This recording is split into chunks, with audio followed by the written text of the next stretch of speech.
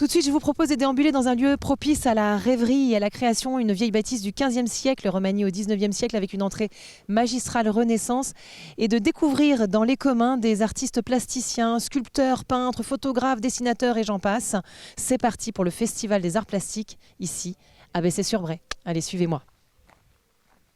Eh bien, nous sommes restés à Courtenvaux parce qu'à Courtenvaux, il se passe un milliard de choses. Et là, c'est le Festival des Arts Plastiques.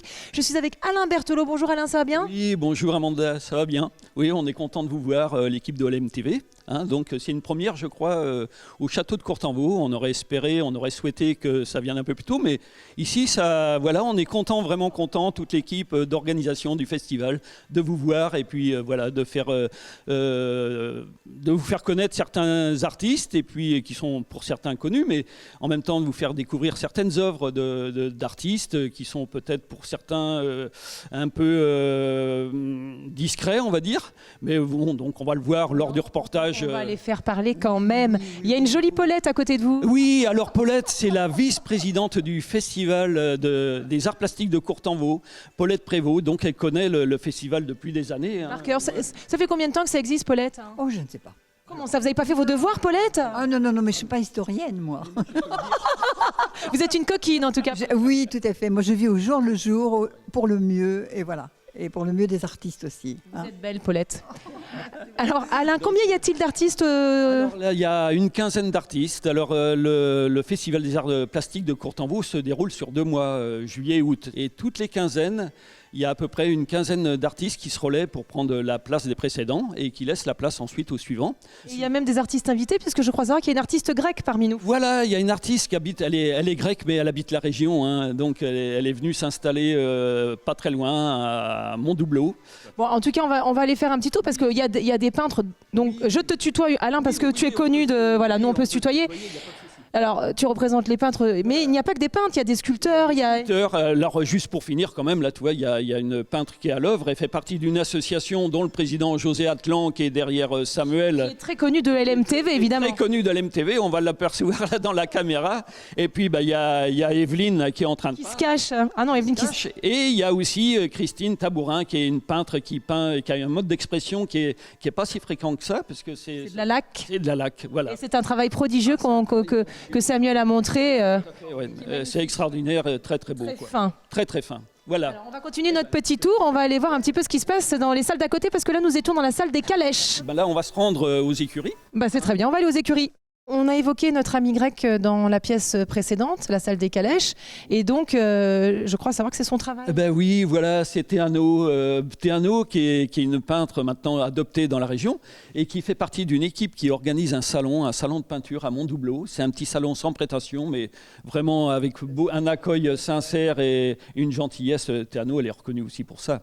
Donc Théano, elle fait partie des artistes qui sont souvent présents au château de Courtenvaux. Oui, d'ailleurs, on voit tout son travail. Un peu ses peintures, c'est beaucoup de peintures de la région. On voit le château de Courtenvaux aussi, mais elle peint aussi des petites églises du Perche qui sont recherchées par les touristes ou par des amateurs d'art ou tout simplement par des gens qui s'intéressent à la région. Voilà. Bon, c'est formidable. Et puis alors, on a parlé aussi, parce qu'on a dit qu'il n'y avait pas que des peintres, mais il y a des sculpteurs. Alors moi, j'en vois un qui se cache là-bas. Comment s'appelle-t-il? C'est Jackie Bidron, voilà, qui vient des environs d'Amboise, Jackie, c'est ça.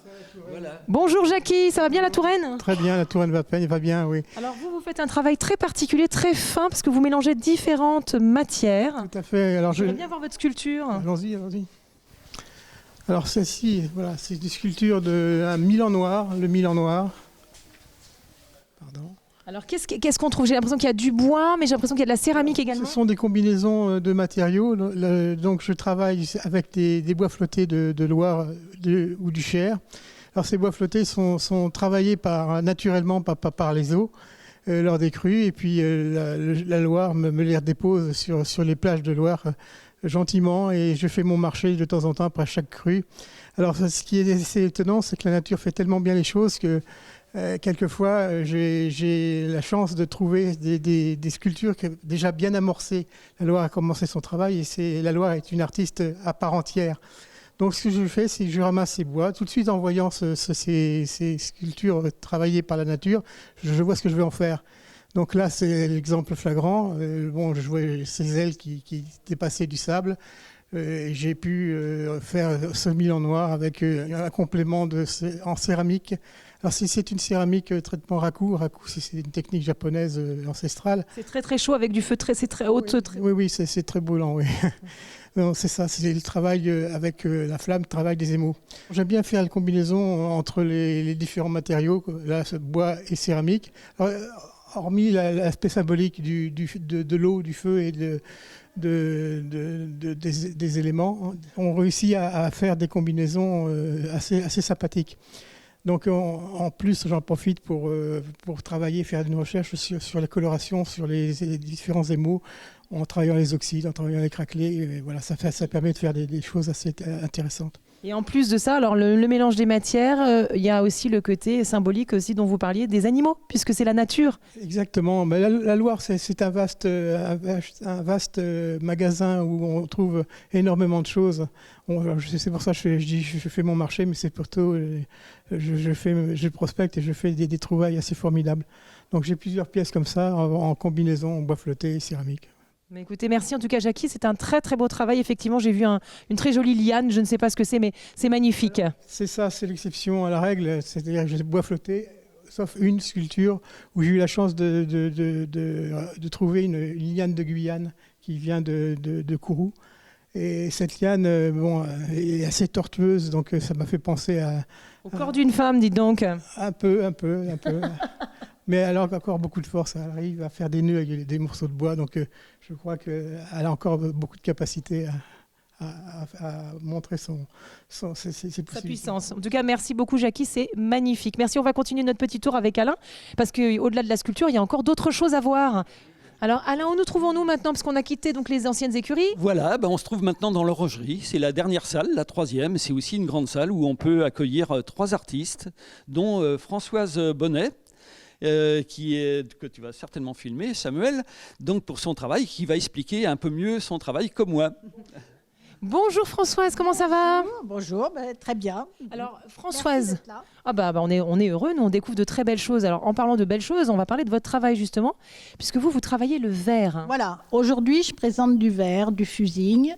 C'est un travail... Fusing, mais encore. Alors c'est un travail particulier, assez récent, qui consiste à superposer des épaisseurs de verre, plus ou moins teintées, également des émaux, et ensuite de les passer dans un four spécifique pour la cuisson. Et donc ces étapes se font en combien de temps? Alors ce sont des cuissons assez longues de 24 heures. Il y a bien sûr une préparation, du découpage de verre. La plupart des pièces que j'ai présentées ici sont des pièces plutôt abstraites, des figures abstraites. Il y a beaucoup de couleurs. Oui, c'est très coloré, j'essaie. Le principal attrait du verre, c'est quand même le passage de la lumière, comme dans les vitraux, comme dans les églises. Mais dans vos formes, il y a quelque chose de particulièrement graphique. Donc c'est aussi une manière de donner à la lumière... Oui, absolument. J'aime beaucoup avoir le geste, reproduire, traduire un geste dans mes verres. Donc vous travaillez vos verres comme une peinture en fait? Absolument. Les émaux sont à travailler comme de la peinture. Au pinceau, à la spatule, voilà. Et puis, il y a aussi également un travail avec des verres que je découpe. Alors là, ce sera plus figuratif. Il y a certaines pièces où les morceaux de verre sont particulièrement découpés pour représenter des fleurs. Enfin, voilà. Et là, vous êtes là aujourd'hui, mais si on veut retrouver votre travail, on vous trouve où? Je suis en train de m'installer. Dans la Sarthe? Dans la Sarthe. Mais c'est bien, vous avez tout compris. À la Chartre-sur-le-Loir, avec un ami qui m'accueille à la petite école de la Chartre-sur-le-Loir. Il s'appelle comment cet ami? Il s'appelle Jean-Luc Jérôme. Et c'est également un artiste, j'imagine? Également un artiste. Il est antiquaire brocanteur et artiste lui-même. Il fait quoi? Il fait comme vous le verre? Il travaille le ciment, des animaux, des poules, des chèvres, la nature quoi. Donc il sculpte. Voilà, il sculpte la nature. C'est un sculpteur. Formidable. Alors on a un autre artiste ici, donc c'est Chrysalix. Bonjour. Alors, qu'est-ce que vous nous proposez? J'ai l'impression, vous, qu'on est dans tout à fait autre chose. Alors moi je travaille les cuirs, donc le cuir de vachette classique en tannage végétal, que je sculpte et que je teins pour faire des motifs. Donc j'applique ces techniques sur des tableaux, sur des sacs à main, des carnets. Vous faites ça à la demande alors? Entre autres, oui, je peux tout faire sur commande. En fait, donc tout mon travail est exposé chez la fileuse de verre à Trot, dans le 41. Et du coup, j'y présente aussi. Donc, j'ai commencé à travailler un petit peu le bois pour faire des sacs, des trousses en cuir et bois. Et le cuir de saumon. Donc, c'est du cuir de saumon, de peau de saumon recyclée de la restauration. En plus, c'est écologique comme marque, formidable, Chrysalix. C'est ça. Donc, du coup, voilà, je les achète dans une tannerie à Lyon. Qui les tanne et qui les teinte dans la masse directement. Et j'ai décidé du coup de créer des petits bijoux, des porte-clés. J'essaie d'utiliser des matériaux, donc de l'argent, du plaqué or ou de l'acier inoxydable pour éviter toutes sortes d'allergies que j'ai moi-même, donc du coup pour essayer de... C'est un très joli travail en tous les cas. Donc on trouve des boucles d'oreilles, j'ai l'impression des boutons de manchette, des bagues, des porte-clés, des sacs, enfin voilà. Donc on vous trouve, on resitue à Trot. À Trot. Voilà, donc 41. Très bien, formidable. Donc Chrysalix, à Trot, le travail du cuir, magnifique. Merci beaucoup. Bon, Alain, Alain n'est pas tout seul. Bien non, il y a l'initiatrice, la créatrice de ce festival, c'est Jacqueline Perron, la petite dame que vous voyez en face de nous. Donc c'est cette personne d'une humilité et puis d'une gentillesse vraiment exquise. On est content de l'avoir ici. Et puis je pense qu'elle a quelques petits mots à dire. Bon, c'est un bien beau, je viens à vous, bonjour. C'est un bien beau festival, bravo.